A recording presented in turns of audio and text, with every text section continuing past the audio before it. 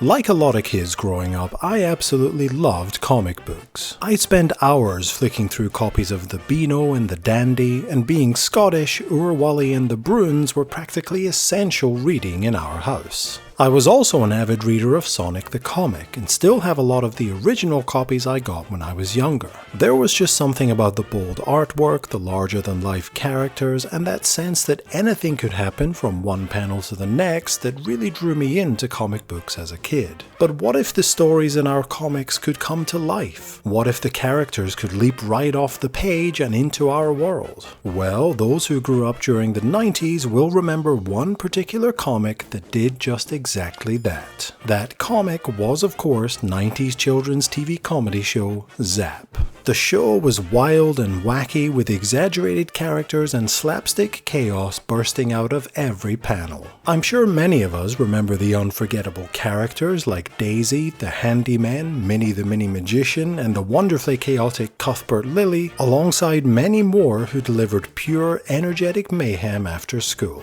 In this video, we're taking a look back at the wonderfully weird world of Zap and why it became such a memorable part of 90s kids TV. If you're enjoying the content here on Back in the Day, please subscribe to the channel and give the video a thumbs up. It really means a lot. Zap originated when Meridian Broadcasting approached Tim Edmonds and Neil Buchanan with a proposal to create a magazine-style program for deaf children. As they researched the deaf community, they realized there were distinct experiences between those who identified culturally as deaf and used British Sign Language and those who were hard of hearing but integrated into the hearing world. They concluded that a traditional magazine format would inevitably exclude part of the intended audience, so their solution was radical for the time. Create a completely visual show with no reliance on spoken dialogue, making it accessible to everyone regardless of hearing ability or language background. The breakthrough came when they connected this idea to the world of British comics they had grown up with, particularly titles like the Beano and the Dandy. If a comic could be brought to life on screen, complete with frames, visual gags, recurring characters, and exaggerated physical comedy, then the storytelling could remain entirely visual. Research visits to a deaf school in Margate reinforced the direction. Pupils cited favorites such as Mr. Bean, Art Attack, and Game for a Laugh, which directly influenced the show's core characters. From the outset, the guiding principle was simple. Whenever a creative or production problem arose, the team would ask, how would a comic do this? And that philosophy defined everything from the show's visual transitions to its use of frames and speech bubbles. Made on a tight budget but bursting with ideas, Zap became a distinctive children's program built around inclusivity, physical comedy, and the imaginative energy of comics brought to life. Jack's Throwback Attack on YouTube has an incredible 2-hour-long interview with Tim Edmonds, one of Zap's producers, who also created Art Attack alongside Neil Buchanan. I highly recommend checking out his channel and giving him a subscribe. Zap was also defined by its inclusivity. By stripping away the dialogue and focusing on expressive performance and physical comedy, it became accessible not just to deaf and hard of hearing children, but to viewers of all backgrounds. I, for one, never knew when I was younger that this show was designed with deaf children in mind. I just thought it was brilliantly bonkers, a madcap comic that had somehow leapt off the page and onto my television screen. It never felt like it was making a point or delivering a message, it simply felt crazy and fun. The very first series of Zap consisted of 10 episodes and debuted on Friday, January 8, 1993. The original opening in Series 1 shows a boy buying a copy of Zap from a newsagent. It comes with a free TV zapper, but when he presses the button, something unexpected happens. The comic suddenly grows into a gigantic version of itself, setting up the idea that this isn't just a normal comic, it's one that's about to come to life. That sequence was filmed at Checkers Shopping Centre in Maidstone, and it appeared at the start of every Series 1 episode before being dropped from Series 2 onwards. This first series would feature 4 different sketches, and they would always appear in the same order in each episode. First, we have Cuthbert Lilly, the well-meaning but completely accident-prone star of the comic, played by the fantastic Richard Waite, who had appeared previously on number 73 during the 80s. Cuthbert was the classic silent slapstick character, very much in the tradition of visual comedy like Mr. Bean. He never spoke proper dialogue, of course, and just muttered and mumbled in frustration, but you always knew exactly what he was thinking. Each sketch would usually revolve around something very simple: walking the dog, putting up a ladder, visiting a fairground, doing a bit of DIY, and somehow it would spiral into absolute chaos. The joke was always the same, but in the best way possible. Cuthbert would start out confident and determined, and within minutes everything would go spectacularly wrong. What made his segments so memorable was the physical comedy and timing. Props would malfunction, objects would collapse, and quite often the comic frame itself would become part of the joke, with Cuthbert tripping over it or interacting with it as if he was really trapped inside a living comic strip. He was dead silly, and that's exactly why he worked so well as the show's opening act. Cuthbert Lilly would go on to appear in every single episode of Zap for the entirety of its run.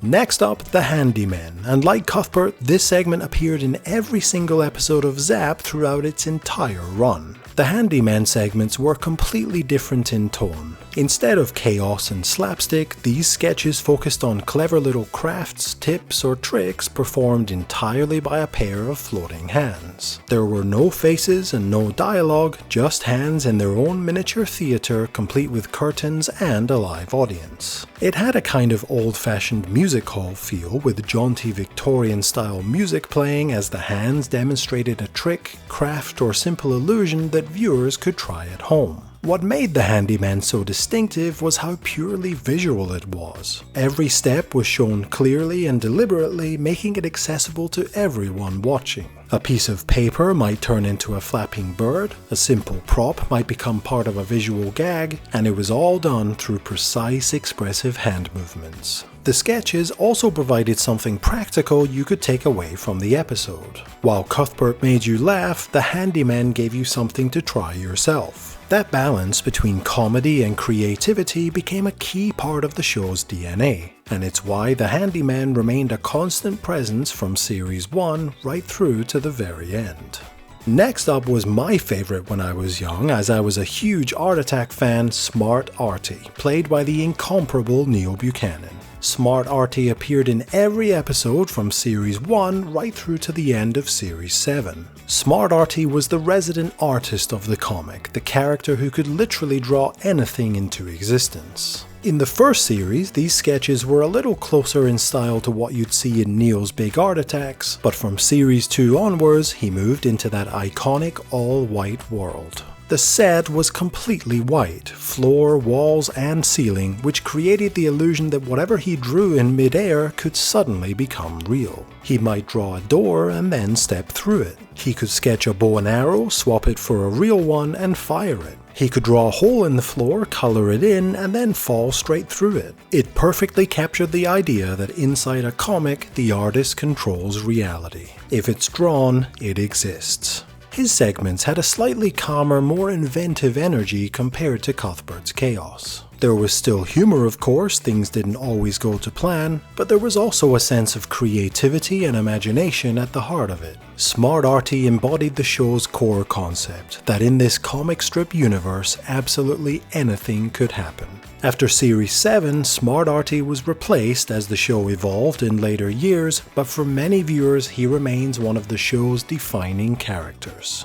The last sketch to appear in the first series of Zap, which in fact only appeared in this first series, was Tricky Dicky. Tricky Dicky was a mischievous, slightly mysterious detective character who would challenge kids to complete some sort of challenge, such as popping balloons, walking on stilts, eating jelly with your hands tied behind your back, drinking a milkshake while on a bouncy castle. You get the idea. Unlike the other characters, he interacted directly with real people, which gave his sketches a more unpredictable feel. You never saw his face properly, which added to his slightly ominous edge, but we know that he was also played by Richard Waite, who played Cuthbert Lilly. The character was dropped after Series 1, but was replaced by a new character in the same vein, Daisy. Daisy would go on to become one of the show's longest running characters, appearing from the start of Series 2 all the way until the end. The character was played by Deborah McCallum until Series 8 and then by Claire McCauley in Series 9 and 10. Daisy kept the basic idea of mischievous public challenges, but with a much brighter, more energetic feel. Where Tricky Dicky had been slightly shadowy and mysterious, Daisy was bold, cheeky, and full of chaotic enthusiasm. With her pigtails and confident grin, she would burst onto the screen and dare kids and sometimes adults to take part in messy, silly, or slightly outrageous challenges, usually involving gunge, slime, water, or something equally unpredictable. The tone was noticeably lighter, and Daisy felt less intimidating and more like the comic strip troublemaker archetype. The kind of character who enjoys bending the rules just for the fun of it. Her segments kept that unpredictable real-world interaction that Tricky Dicky introduced, but they fit more comfortably alongside the show's colorful comic book style. By running for 9 consecutive series, Daisy Dares You became a defining part of Zap's identity, carrying that mischievous, messy energy all the way through to the very end. Series 2 would also see the introduction of another new segment of the show called Question Mark. In this part of the show, an image would be displayed on screen that was zoomed in quite far or was distorted in some way, and viewers would have 10 seconds to guess what the image was. Nothing else to this segment really, but it would feature in almost every episode until the end of Series 7, after which it would only feature a few times each series. The next change to the lineup of segments on the show wouldn't happen until Series 8, when Minnie the Mini Magician was introduced. Portrayed by Sophie Aldred, who is of course internationally known for playing Ace, the companion of the 7th Doctor, Minnie would perform a series of quick-fire magic tricks as part of a sketch. However, that L plate around her neck should give you an idea that she isn't exactly skilled in her profession, constantly getting things wrong and messing things up.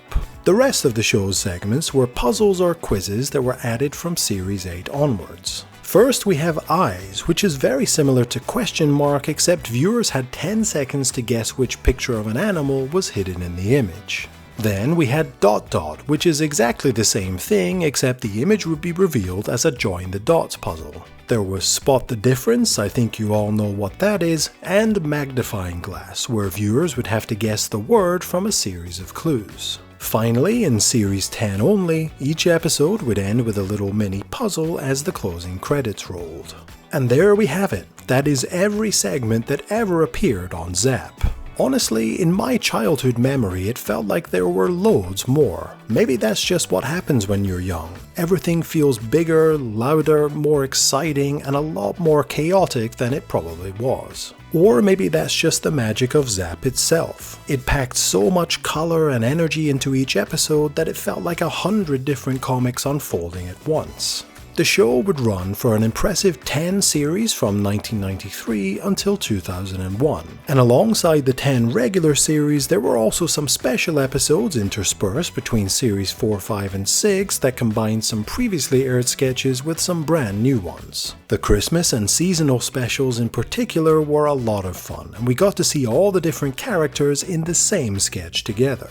The show's appearance and presentation also remained largely the same all the way through.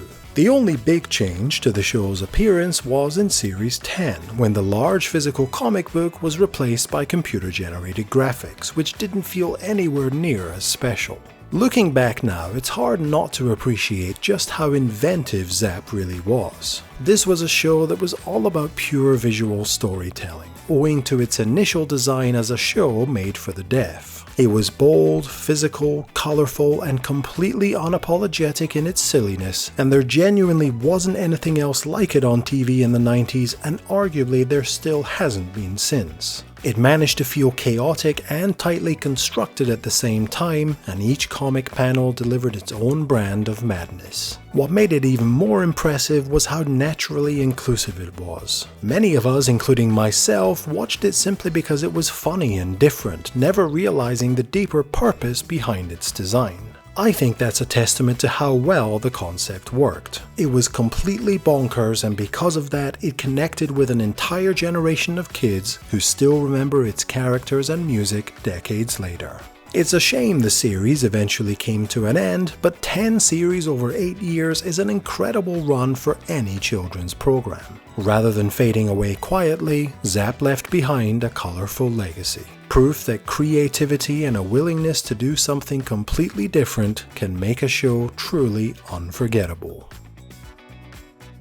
Many thanks for watching, everyone. What a show Zap was, and I hadn't actually seen episodes of it for many years until I started watching them in research for this video. I'd love to know which segment of Zap was your favorite in the comments below. If you haven't already, a subscribe to the channel would be amazing, and please don't forget to give this video a little thumbs up if you enjoyed. Thanks again, everyone, and I'll see you in the next video.